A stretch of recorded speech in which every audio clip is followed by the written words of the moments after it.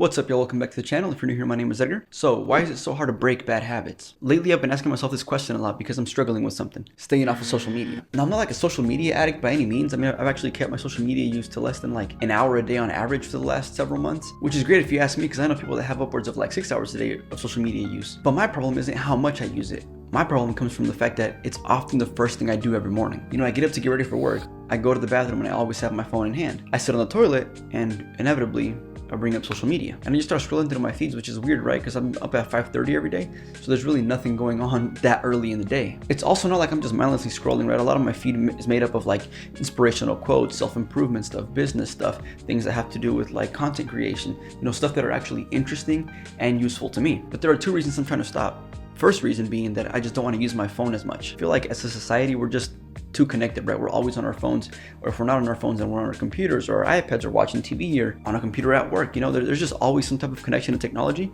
and I'm trying to minimize that for myself as much as possible. Reason two is that most of the time that I'm on social media, I'd really just rather use to, you know, just get lost in my own thoughts, you know, think, brainstorm, try to figure out things that I'm struggling with, try to work through any problems that I'm facing, just things that'll help me, right? And like, I just feel like it's so much more useful to do that than to just scroll on social media. Maybe, you know, the things that I'm looking at are cool, right? It's inspirational quotes, stuff that might help me to some degree, but I don't think anything is as helpful as introspection. And what better time is there to do some introspection than while you're sitting on the toilet first thing in the morning, right? Like, you just, you're fresh out of bed, you're still a little groggy, which means your mind isn't all bogged up by the things that you were looking at on social media the night before, the things that you were dealing with the night before. So it's a great time to think. Anyway, I've been trying to stop doing this for a while, and for a little while that I was actually doing great. You know, I would just leave my phone in the room, I would go to the bathroom, and I actually wouldn't even pick up my phone until it was time to leave for work, you know, just ready to walk out the door. But inevitably, you know, without even realizing or thinking about it, I ended up finding myself, again, with phone in hand, sitting down and again on social media, first thing in the morning.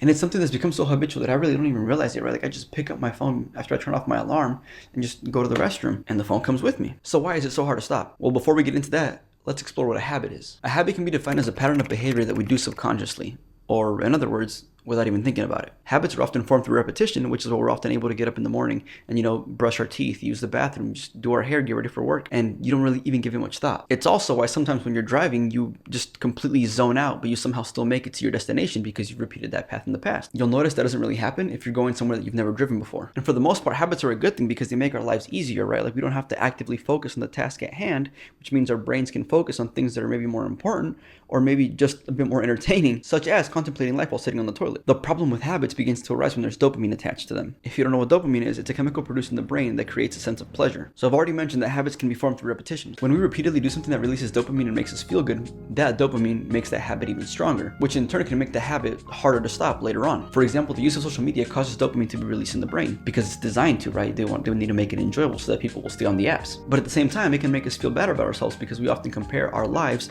to the highlight reels of other people's lives. So once you've developed a habit to be using social media, even if you want to stop, your body will release just enough dopamine to make you crave using it again. So we end up getting back on the site, even if we know that in the end it's probably going to make us feel worse. This is the same reason why people that use drugs keep going back to the drugs, even though it makes them feel like shit in the end. So then, what can we do about this?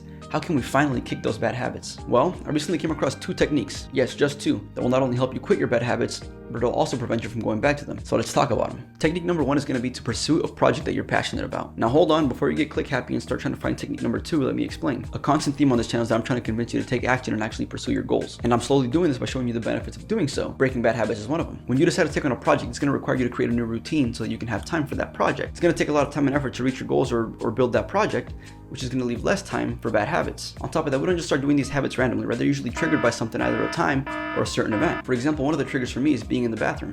So as soon as I'm going in there, then my brain automatically knows this is when I use social media. And so I do it. But what I found is that when I'm really focused on something that I'm working on, so like for example, a specific video or something, then all of my time and attention is being directed towards that thing. So when I'm sitting in the bathroom, I'm not even thinking about using my phone because I'm thinking, how can I make this video a reality? Or how can I write this script in a way that's interesting? So because all of your focus will be directed at this one thing, then it leaves less mental space for the things that make you take on the bad habits. Working on goals and projects also increases your mindfulness. What I mean by this is that when you're working on something that you really care about, you become super immersed in the idea of getting there. You have a goal and you care about the outcome, so everything you do revolves around that. So naturally, you become more mindful of the things you are doing that are not going to help you get there.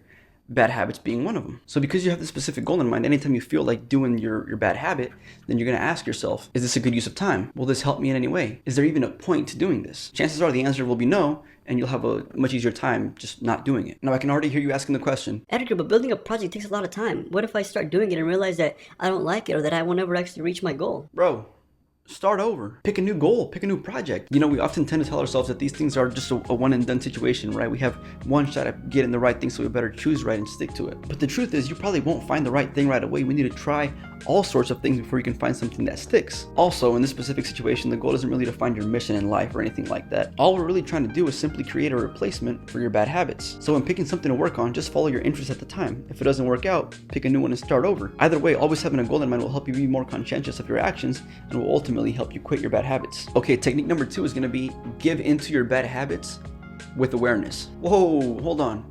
Isn't the point to stop doing them? Yes, but this is going to help you. But I want to make it very clear that I'm not just saying to run wild and give into your bad habits whenever you feel like doing them. That's why I said with awareness. Let me break down what I'm talking about. A while back, I watched this video by Dr. K, the psychiatrist and YouTuber also known as Healthy Gamer GG. And in that video, he talked about a technique that Indian monks use to quit bad habits. While in training, any aspiring monks must first quit all of their bad habits before they can become full-fledged monks. And in the beginning, they're instructed to give into their bad habits. But here's the kicker.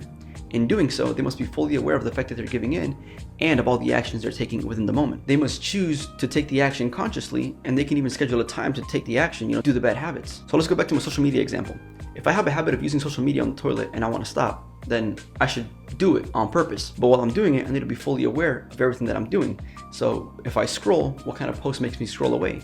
If I stay, what kind of post makes me want to stay? And while I'm doing these things, I also need to assess, how does being on social media actually make me feel? The reason why this works is a bit sciencey, but let me summarize Dr. K's explanation as simply as I can. So the part of your brain that controls habits is the frontal lobe. And since we often perform these habits without even thinking about them, this means the connection between the two is very weak. He compares this connection to a small straw. So when you're trying to resist your bad habits, you have to push all of your resistance through this small straw, which takes a lot of strength and a lot of willpower. But when you purposely give in and do so with hyper awareness, you're essentially bypassing the straw and bypassing the habit connection, and you're also bypassing the pleasure receptors. This in turn creates a stronger connection between the frontal lobe and the habit circuitry, which makes your straw bigger. And as it gets bigger, you can control the habit a lot easier because it doesn't require as much strength and willpower to push the resistance through the bigger straw. Smart, right? Shout out to Dr. K. Now at this point, you may be asking yourself, Edgar, why do we even need these techniques, man? Can't you just quit a bad habit through sheer willpower? and the answer is, yeah, sure you can.